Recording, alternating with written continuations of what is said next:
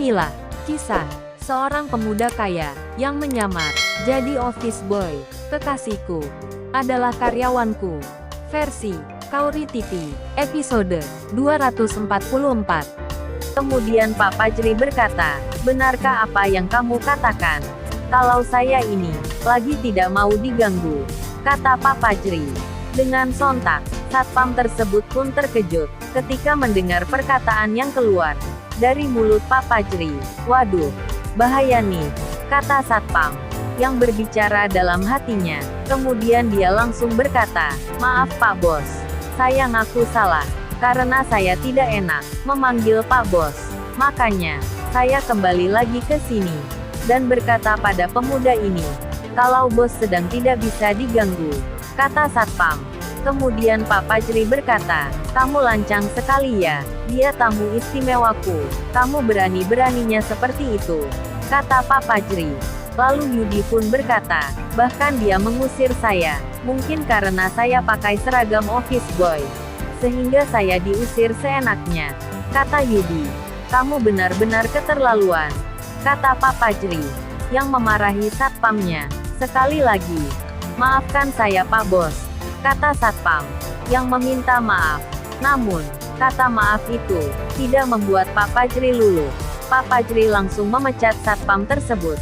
Lalu Pak Fajri berkata, "Sudah, saya tidak mau mendengar alasan apapun lagi darimu. Segera berkemas dan datang ke bagian keuangan untuk ambil gaji terakhirmu," kata Pak Fajri, yang berbicara begitu lantangnya, tanpa berkata ini itu lagi.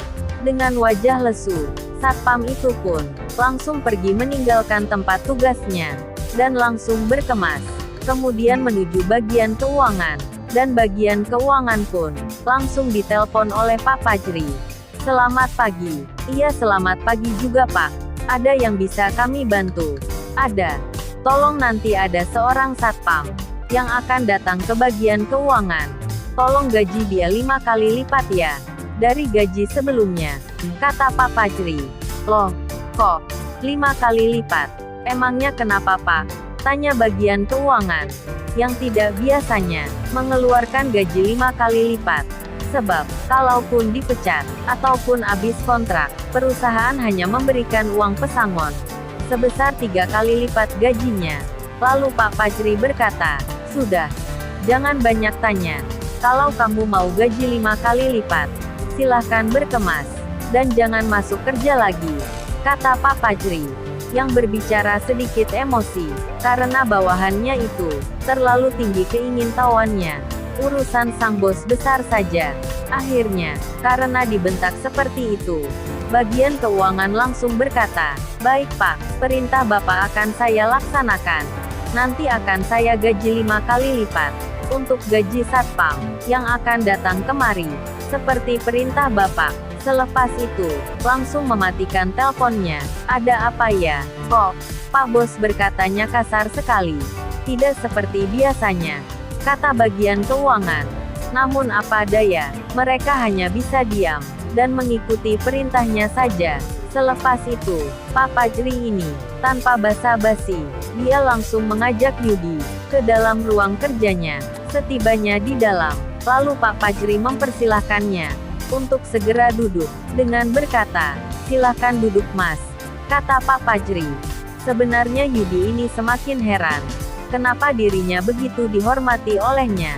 Padahal, saat dirinya menabrak mobil mewah milik Pak Fajri, dirinya dihina, dan didorong hingga tersungkur. Bahkan banyak perlakuan yang tidak mengenakan. Hari ini adalah momen yang tepat untuk membalas dendam atas perlakuan Pak Fajri dan para stafnya. Di waktu dulu, dia selalu ingat dengan wajah-wajah orang yang menghinakannya dulu. Lalu Yudi berkata, "Sebenarnya saya tidak terima dengan kejadian tadi malam. Ini uang yang Bapak berikan tadi malam itu, dan saya akan ceritakan perihal kejadian tadi malam ke teman saya yang bernama Apandi itu. Saya tidak suka dengan cara Bapak yang menyuap saya seperti ini," kata Yudi. "Jangan Mas, ambil saja.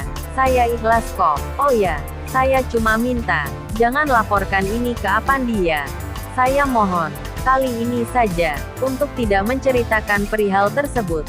Kalau Mas Yudi ini masih kurang, akan saya tambahkan lagi uangnya, kata Pak Fajri. Dengan wajah yang begitu pucatnya. Waduh, kenapa bos besar ini ketakutan sekali sama Apandi? Jadi makin curiga nih, siapa Apandi sebenarnya, hingga membuat seorang bos besar sampai ketakutan gini. Pasti Apandi sahabatku itu memiliki kekuasaan yang lebih tinggi dari orang ini, sampai-sampai dia takut sama Apandi, kata Yudi, yang berkata-kata dalam hatinya. Kemudian Yudi menyahut, baik, kalau tidak mau saya ceritakan, tolong ikuti semua kemauanku, kata Yudi. Baik-baik, akan saya ikuti, apa maumu, tinggal katakan saja, apa maunya, kata Pak Fajri. Tolong panggil semua orang yang dulu mendorong saya, dan membuat saya tersungkur, di saat saya, bersama Apandi, menabrak mobil mewah milik Bapak. Baik, akan saya panggil mereka. Kemudian, Pak Fajri pun meninggalkan ruangan tersebut, sedangkan Yudi, dia berada di tempat tersebut, hanya seorang diri saja. Sementara Pak Fajri, ketika masuk ke ruangan bawahannya, semua bawahannya pun terkejut, karena kedatangan Pak Fajri ini. Sebab, waktu masih begitu pagi, Pak Fajri sudah berada di kantor. Dan tidak seperti biasanya, sebab Pak Fajri ini, semalam menginap di kantor.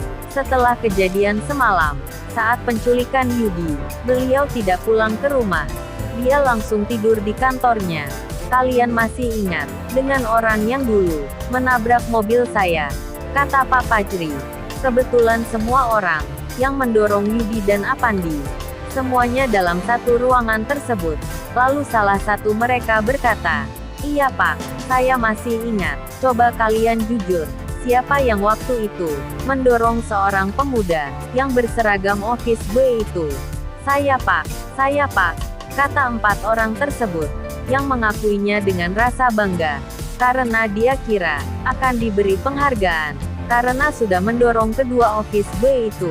Sebab mereka menganggap bahwa perlakuannya terhadap kedua office boy itu adalah suatu kebenaran, sebab sudah menolong sang bos besar.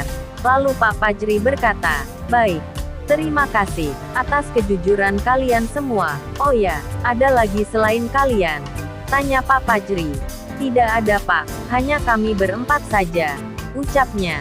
Baiklah, kalian berempat, tolong ikut saya, kata Pak Fajri, sambil meninggalkan tempat tersebut, dan diikuti oleh mereka yang 4 orang tersebut, untuk diajak ke ruang kerjanya. Setibanya di sana, ke-4 orang tersebut berkata, inilah salah satu orangnya Pak, orang yang kami dorong, hingga tersungkur itu. Yudi pun semakin geram, dan teringat akan perlakuannya di waktu dulu, sambil mengangguk-anggukkan kepalanya. Kemudian Yudi berkata, benarkan, Bapak akan mengikuti perintah saya, kata Yudi. Iya benar, saya akan ikuti perintahmu, jawab Pak Fajri, yang duduk di kursi, sambil berhadap-hadapan dengan Yudi.